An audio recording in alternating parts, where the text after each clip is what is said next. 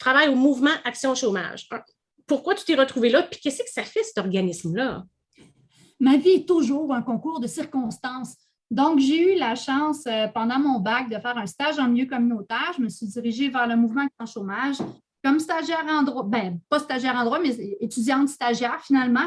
Un coup que j'ai fini mon barreau, je me cherchais un stage quand tout à coup, un des avocats du mouvement Action Chômage a quitté l'organisme. Puis, ben, c'est là que je suis rentrée. J'ai fait mon stage du barreau là-bas et depuis, je suis au mouvement Action Chômage de Montréal.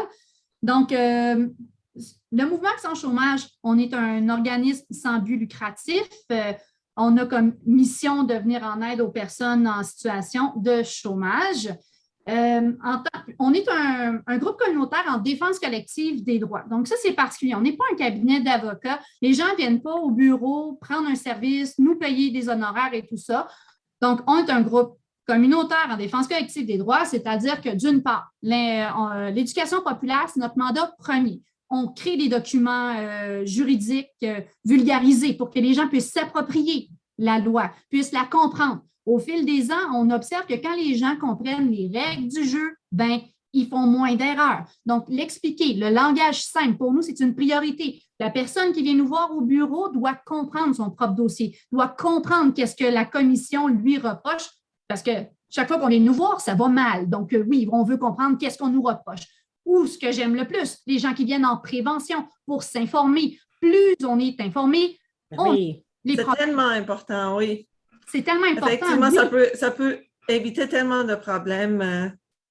Dire les bons mots aux bonnes places. Parce que les gens, souvent, là, un de leurs problèmes, ils sont trop honnêtes.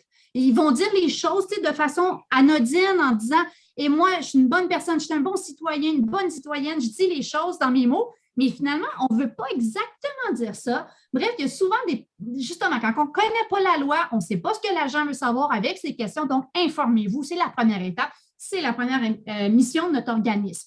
On fait aussi de la défense collective. On porte des revendications, on fait des représentations politiques, on rencontre des députés, on met de l'avant l'aspect du régime d'assurance-emploi. Ce n'est pas normal que ce régime-là couvre 40% des chômeurs. On l'a vu avec la pandémie de COVID. 3,1 millions de personnes se sont retrouvées sans emploi du jour au lendemain.